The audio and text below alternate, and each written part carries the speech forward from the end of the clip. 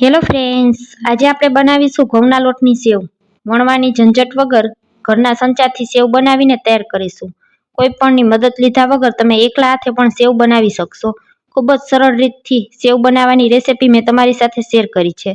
જાડી અને ઝીણી બંને સેવ બનાવીને તૈયાર કરીશું. સેવ બનાવવા માટે સૌ પહેલાં એક મોટા વાસણમાં આપણે ઘઉંના લોટને ચાળી લેશું. લોટને આ રીતે ચાળીને જ ઉપયોગ કરવાનો છે. હવે આપણે તેમાં થોડું થોડું કરી અને પાણી એડ કરતા જશું. અહીં લોટમાં આપણે મીઠું કે મોણ કોઈ વસ્તુ ઉમેરવાની નથી. આ સેવ હંમેશા મીઠી બનાવીને ખાવામાં આવે છે, તો માત્ર લોટમાં પાણી ઉમેરીને જ લોટ બાંધવામાં આવે છે. આ રીતે થોડું થોડું પાણી એડ કરતા જવાનું અને લોટ બાંધતા જશું. આ લોટને થોડો એવો સોફ્ટ રાખવાનો છે, જેથી કરી અને સંચામાંથી સેવ પાડવી આપણે સહેલી પડે. હવે લોટ બંધાઈ ગયા પછી એક ટીપા જેટલું આપણે તેમાં તેલ ઉમેરી દેશું અને લોટને એકદમ સરસ મસળી લેશું. તમે જોઈ શકશો મેં આ રીતે સોફ્ટ લોટ બાંધેલો છે. સેવનો લોટ બાંધતી વખતે આ વાતનું ખાસ ધ્યાન રાખવાનું છે. જો તમારે વધારે લોટ કઠણ થઈ જશે તો સંચામાંથી સેવ નીકળશે નહીં અને હાથ દુખી જશે આપણા. તો આ રીતે સેવનો લોટ થોડો ઢીલો બાંધીને જ તૈયાર કરીશું. હવે આ રીતે મેં સેવ પાડવાનો સંચો લઈ લીધો છે અને બંને જારી લીધી છે. એક આ ગાંઠિયા પાડવાની જારી છે અને એક આ સેવ પાડવાની જારી છે. બંનેથી આપણે સેવ બનાવીને તૈયાર કરીશું. સૌ પહેલાં સંચામાં આ રીતે ગાંઠિયા પાડવાની જારી છે તેને રાખી દેશું અને સંચામાં થોડું તેલ લગાવી દેશું. આ રીતે ચારે બાજુ સંચામાં એક સરખું તેલ લગાવી દેવાનું. હવે તૈયાર કરેલા લોટને આપણે સંચામાં ભરી લેશું.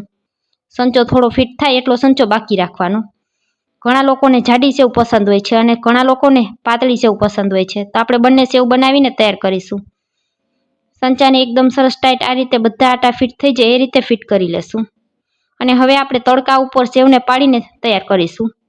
આ સેવને હંમેશા તડકામાં જ પાડવાની, જેથી કરી અને તમે 12 મહિના સુધી સ્ટોર કરી શકશો. તડકામાં આ રીતે મેં કોઈ પ્લાસ્ટિકને ફેલાવી દીધું છે. આ તમે કોઈ સાડી અથવા કોટનના કપડા ઉપર પણ બનાવીને તૈયાર કરી શકો છો. સંચાને આ રીતે થોડો ઊંચો રાખી અને આપણે સેવ પાડી લેશું. બધી જ સેવને આ રીતે આપણે તૈયાર કરી લેવાની છે. સૌ પહેલાં આપણે જાડી સેવ બનાવીએ છીએ. આ સેવ ઘણા લોકો ઓસાવીને પણ ખાતા હોય છે અને ઘણા લોકો દૂધમાં બનાવીને પણ ખાતા હોય છે. તો જો ઓસાવીને સેવ ખાવી હોય તો આ રીતે થોડી જાડી સેવ હોય તો ખાવામાં તે ખૂબ જ સરસ લાગે છે, અને દૂધમાં બનાવીને ખાવી હોય તો તે પાતળી સેવ સારી લાગે છે. હવે આપણે પાતળી સેવ બનાવીને તૈયાર કરીશું. તો તેના માટે સંચામાં આ રીતે આપણે સેવની જારી ઉમેરી દેશું અને સંચાને ફરી પાછું તેલથી ગ્રીસ કરી લેશું. હવે તૈયાર કરેલો લોટ સંચામાં ભરી દેશું. સંચો થોડો એવો બાકી રાખવાનો, જેથી કરી અને ઉપરથી એકદમ સરસ સંચો ફિટ થઈ શકે. હવે સંચાને એકદમ સરસ ટાઈટ ફિટ કરી લેશું. હવે હું તમને પાતળી સેવ પણ પાડીને બતાવું છું. હવે તડકામાં આ રીતે ફરી પાછી આપણે પાતળી સેવને પણ પાડી લેશું. તો સંચાને આ રીતે થોડો એવો ઊંચો રાખવાનો. તો તમે જોઈ શકશો હું કોઈ પણની મદદ વગર એકલા હાથે સેવ પાડીને તૈયાર કરું છું.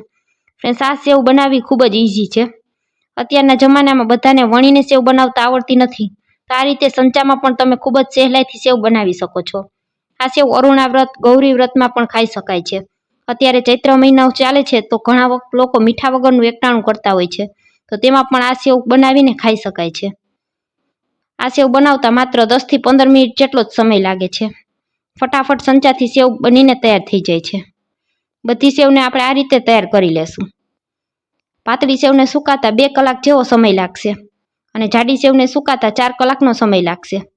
મેં જાડી અને પાતળી બંને સેવને આ રીતે તડકામાં સૂકવી દીધી છે. આ રીતે તડકામાં બનાવેલી સેવ 12 મહિના સુધી એકદમ સરસ એવી ને એવી રહેશે. પંખા નીચે બનાવેલી સેવ ચોમાસું આવે એટલે ખરાબ થઈ જાય છે. તો જો તમારે 12 મહિના સુધી સ્ટોર કરવાની હોય તો આ રીતે તડકામાં સૂકવીને જ તૈયાર કરવાની. સેવ એકદમ સરસ સુકાઈ જાય ત્યાં સુધી આપણે તેને રહેવા દેશું. તો આ રીતે મેં ધાબા ઉપર બધી સેવને સૂકવી દીધી છે.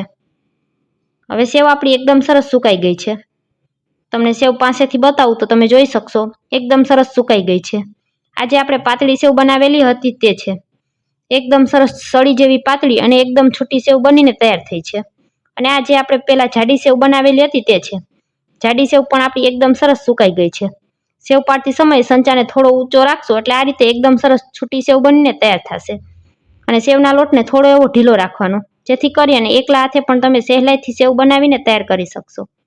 ફ્રેન્ડ્સ, આજનો વિડીયો પૂરો જોયા પછી સારો લાગે તો વિડીયોને એક લાઇક કરજો, ફ્રેન્ડ્સ અને ફેમિલી સાથે શેર કરજો, અને મારી રેસિપીઓ તમને જોવી ગમતી હોય તો મને સપોર્ટ કરવા બદલ મારી ચેનલને સબસ્ક્રાઈબ કરજો. અને તમે મારો વિડીયો કયા સિટી અથવા કયા ગામમાંથી જોઈ રહ્યા છો તે પણ કોમેન્ટ કરીને ચોક્કસથી જણાવજો, જેથી કરી અને હું તમને થેન્ક યુ કહી શકું. તો તમને આ જાડી અને પાતળી બંનેમાંથી કઈ સેવ વધારે પસંદ છે તે પણ કોમેન્ટમાં ચોક્કસથી જણાવજો. ફરી મળીશું આવા જ એક નવા વિડીયો સાથે. ત્યાં સુધી સૌને મારા જય માતાજી. વિડીયો જોવા બદલ ખૂબ ખૂબ આભાર.